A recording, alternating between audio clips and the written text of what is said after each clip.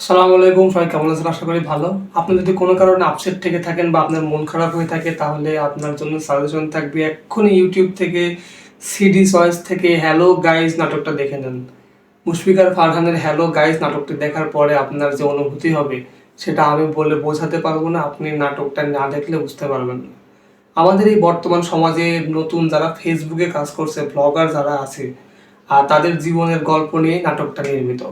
একটা মানুষ ফেসবুকে সারাদিন রিলস বানায় তার পুরো পরিবারকে নিয়ে, এবং সেই পরিবারের মনিটাইজেশন পাওয়ার যেটা লক্ষ্য, ইভেন তার দুটা বাচ্চাও আছে, যে একটার নাম মনি, একটার নাম তাইজ।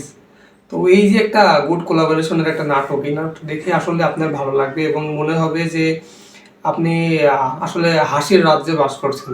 আমাদের বর্তমান আশেপাশে যে সমাজের অবস্থা, ফেসবুকে যারা কাজ করে, বিভিন্ন ব্লগার যারা আছে, আমার মতো যারা আছে, তাদেরকে আসলে জীবনের তাদের যে একটা জার্নি, এই যে কন্টেন্ট ক্রিয়েশন একটা জার্নি, সেই জার্নিটা আসলে তুলে ধরা হয়েছে পর্দায়, এবং এটা দেখতে খুবই ভালো লাগবে আমি বিশ্বাস করি আপনাদের।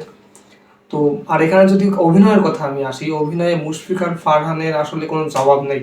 বর্তমান বাংলা নাটকের সব থেকে জনপ্রিয় মুখের মধ্যে মুশফিকার ফারহান হচ্ছে একজন, এবং তার যে অভিনয়, এখানে যে নিখুঁতভাবে সে অভিনয়টা করছে, এটা দেখে আপনি ফিদা হয়ে যাবেন। আর কেয়া পায়েলের কথা তো বলবো না, এখানে তাকে দেখতে খুবই মিষ্টি লাগছে এবং সেই সাথে সে খুব সুন্দর নিখুঁত অভিনয় করেছে। এবং আমার জানা মতে যে এই নাটকের যে বাজেট ছিল, সেই বাজেটটা আমার মনে হয় এরা খুব ভালোভাবে রিকভারি করতে পারবে, কারণ আমি আমি যখন নাটকটা দেখেছিলাম ইউটিউবে, একদিনের ব্যবধানে প্রায় 2 মিলিয়ন ভিউ হয়ে গিয়েছিল। এবং এখানে যে টিকটক করার যে একটা নেশা বা রিলস বানানোর যে একটা নেশা, এটা যে কত বড় একটা ভয়াবহ ইফেক্ট আমাদের পরিবারের উপর পড়ে, সেটা আপনারা নাটকটি না দেখলে বুঝবেন না। তো আমার রিকোয়েস্ট থাকবে যে যারা যারা এখনো নাটকটি দেখেননি, দেখে নিতে পারেন। আর আমি এটা কোনো টাকা খেয়ে আমি আসলে কোনো রিভিউ দিতে আসিনি, আমার ব্যক্তিগত রিভিউ এটা।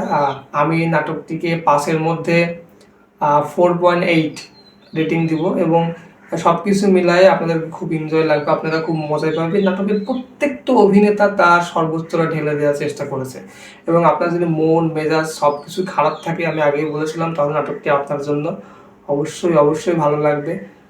তো ভিডিওটি ভালো লাগলে সামাজিক কাজে লেগে পড়ুন, আর অবশ্যই আমার চ্যানেলটিকে সাবস্ক্রাইব করে পাশে থাকবেন। এরকম রিভিউ আরও সামনে আসবে ইনশাল্লাহ। তো দেখতে থাকুন রাজ অফিসিয়াল লাইভ। ধন্যবাদ। আসসালামু আলাইকুম।